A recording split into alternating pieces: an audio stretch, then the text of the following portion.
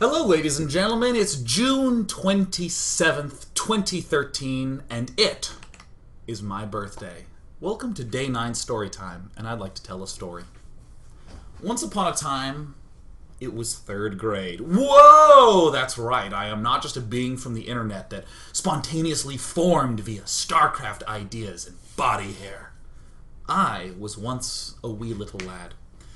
And when I was in third grade, I was a nerd. Like, nerd. Now, I'm wearing an Asteroids shirt, I have a StarCraft show, I have StarCraft Blizzard art all over here. I'm a nerd. But back then, I was a nerd. Let me tell you a little bit about how I looked in third grade, okay? I had extra large t-shirts. I don't know why, but I did. Because they hung down so low and looked a little bit like a dress, I tucked my extra large shirt into my sweatpants. But of course there was so much fabric then that it kind of had this like inner tubey tuft around the edges. And those sweatpants I tucked into my bright purple Velcro snow boots.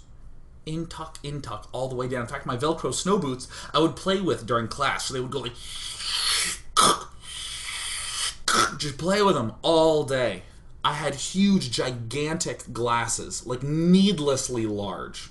Like seriously, like you know those like classic aviator style things that Jack Bauer wears, like 3 times that. It looked like I was gonna do some virtual reality or like welding or something like that, and I would use them to like melt insects. I moosed my hair, not gelled. I moosed it, and it went straight to the left, like straight over, like it was like a hair sheet, and it would flake off and get into my eyes, and they'd be irritated, so they'd be red and watery. And I would walk up to people in third grade and tell them facts because I wanted to impress them. I would say things like, "Did you know that the tree sloth moves an average of 6 feet per minute?" And then I'd turn around and walk away because they got educated. And of course, as a young nerd, I was honor bound. I never missed a homework assignment. I never cheated. I always tattled. Because I was vigilant and I was good. I was not going to succumb to the whims of evil and copy a homework assignment. No. I was honor bound. I was also a pretty eccentric young kid in third grade. During breaks, when all the kids would just play with each other, which was basically the teacher's way of being like, Jesus, do stuff, just stop, I'm not, just go. I'm just gonna like sit here and just write like unhappy faces on the sheets of paper. Kids would like go and play with each other and hang out and do stuff. And you know what I would do? I would build gigantic card castles alone.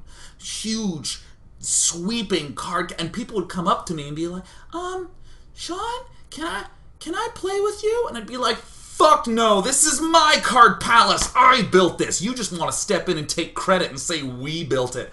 I built it. I didn't talk like that, actually.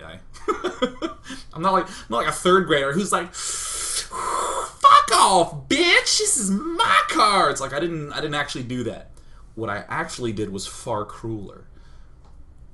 What I actually did is interrupt them by going, no. No. No. Offended, huge mouth. No. Even the girl I had a crush on, Felicity would come in, Sean, is there any chance No. Oh, these are my cards. Because I wanted to make sure that the story of Sean the Card Castle Builder would spread throughout all of Brookwood Elementary's hallways.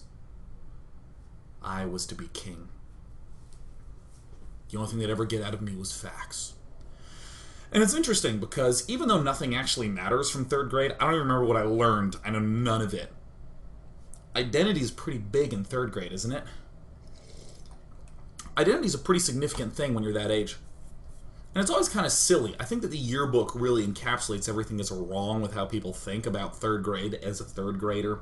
There's always that little questionnaire thing that identifies people in the class with existing famous figures. So it's like, who's gonna be the next Brad Pitt? And it's like, well, Jimmy, totally. He's good at tetherball. Who's going to be the next president? Well, hopefully no one I went to third grade with. Oh my God. The country would actually, break off and sink. Well, someone from Sean's third grade became president and America capsized. Darn, better try again with the next civilization. But me, what was my identity? Sean Plott labeled as the next Bill Gates. That's right. Ah, yes, because I liked math, and I built castles, and was weird, and liked computers. And when you're in third grade, and actually even beyond third grade, a member of the American public, most people know that Bill Gates is unbelievably computers. And that is what they know. I don't even know what Bill Gates actually did. I know Microsoft was a thing, but I don't know, did he code it? Was he designer? Was he just pointing people, develop that? I don't know. But when I was young, I was unbelievably computers, as was Bill Gates. So I had a reputation to live up to as an honor-bound, always homework doing, big number squaring, like two-digit numbers, problem-solving guy. I was honor-bound, right? I had to do it. And now that we have set the stage, I can tell you about the day that I learned the story of Mabel. So when you're in a third grade classroom, or really any other classroom for that matter, the way that they teach problem solving is largely through math. This dry, flaccid, uninteresting, boring kind of and now we will square both sides, and then tomorrow we will make sure the denominators are in common. Screw that. It's so not compelling. Having majored in math in college, it hurts my soul to look back at the way math was taught. Except there were those really sweet, scholastic little packets that they'd hand out that had fun problems. The problems like you have a 3-gallon jug and a 5-gallon jug. How do you pour these in various ways to get exactly 4 gallons? And it's that's an interesting question. And I had a whole bunch of little brain teasers, and we were paired off in groups, and I was paired with Patrick, who had flaming red hair and was the fastest player in our class. In recess. When I say player, I mean it like anything, soccer or football. He's not going to get slower because we're playing football. Me and Patrick against the scholastic thing, but Patrick knew I was the future Bill Gates. I was the problem solver. I was the crutch in this equation. So we started to go all the way through this packet, but we got stuck on one particular problem that went like this. Henry's mother, Mabel, had 4 kids, that's all. The first one's name was Winter. The second one's name was Fall. The third one's name was Summer, and that just leaves one more. Can you give the name of the 4th baby that she bore? And I remember looking at this, and I was like, well, we have winter, fall, and summer. It's got to be spring. I wrote spring, went to the teacher. It was the last problem we had. I said, spring. And she said, no. And I was like, what? She's like, it's not spring. Go read it again and think about it. So I went back and started looking at it, and Patrick was like, no, I'm pretty sure it's spring. I was like, the teacher just said it was no, Patrick. Get your third grade brain into gear, as well as your third grade grain. No one wants to drink third grade grain. It's too much gluten. I didn't talk like that in 3rd grade. Surprise. Look, just let me tell my story. This is my story. So, we kept rereading, and suddenly it dawned on me, the first line of the poem.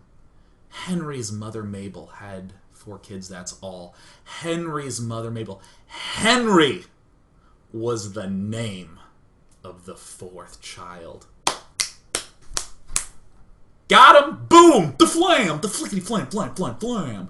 I didn't read comics back then, but I know good lettering when I see it. Okay, here's some interesting lettering from a comic book. What is machine gun fire written out? Bracka, bracka, bracka, bracka, bracka, bracka.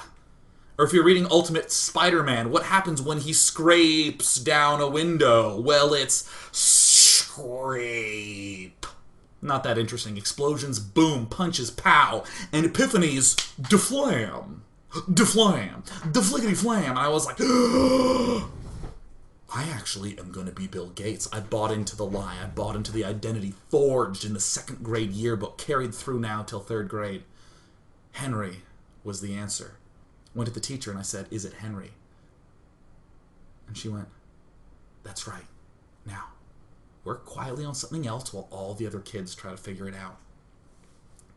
So I sit down and Patrick is super excited because he was like, I'm the first one. And I let him do it. I was honor bound. I wasn't going to try to hurt his feelings at this point in time. Bill Gates is wise and good, and I, 3rd grade Sean, truly am trying to follow in his footsteps.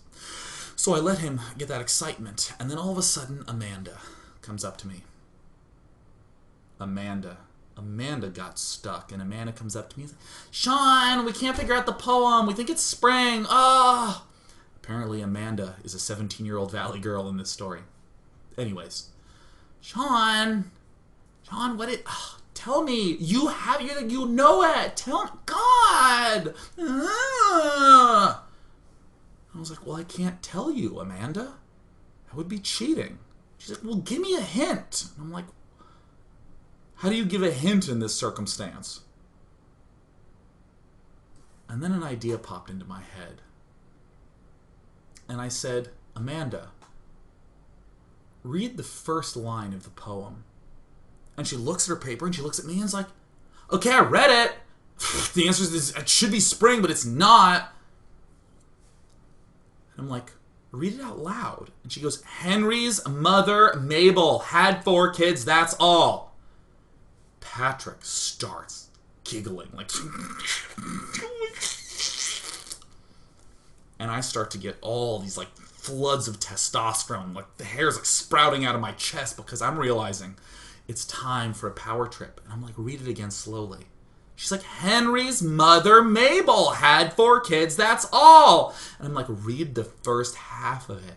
She's like, Henry's mother, Mabel. And Patrick is like losing his mind. Making stupid faces. And I'm just like, oh my god, this feels so good. Come on, there's nothing wrong with a power trip, right? Come on, people enjoy power trips every now and again. Look, if you're going to judge me, I was fucking 8 in this story. Are you really going to judge an 8-year-old? Come on, I was 8. I had shirt tucked into sweatpants, tucked into Velcro snow boots with huge glasses in my hair sheeting. Of course, I needed a power trip just to hit break even for the day. So there I was. And I was like, Amanda, what is the first word? And she goes, Henry! And I'm like... And she goes, it's Henry! Patrick is going to be thrown into an insane asylum because he's laughing so hard. Like they're going to like diagnose him with ADD and shove Ritalin in his eyes or something crazy because the American education system is psycho. And I'm like, Amanda, I feel like I'm like, what's 2 plus 2? And she's going, and I'm like, 4. But she's not doing it. I'm like, Amanda, what's the first word? Henry! Amanda, what's the first word? She's like, it's Henry! Why do you keep saying that to me? I'm like, Amanda, just think about what the first word is. And she goes, and just screams at the top of her lungs. And I was like, oh, what the fuck? And everyone in class was like, whoa! And Patrick stopped laughing. And she just, and like her little arms were shivering because she was so mad. And the teacher runs over and she's like, what is going on? And she's just sobbing and upset. And I didn't know what to do. I was confused. I was worried that I'd hurt her. I was worried that I'd violated the principles that I had grown up upon. So I did the only thing I could think of as an honor bound. She was trying to cheat and get the answer out of me. The grave sins I committed that day. The honor-bound Sean broke a heart. And I hope to this day that Amanda will forgive me.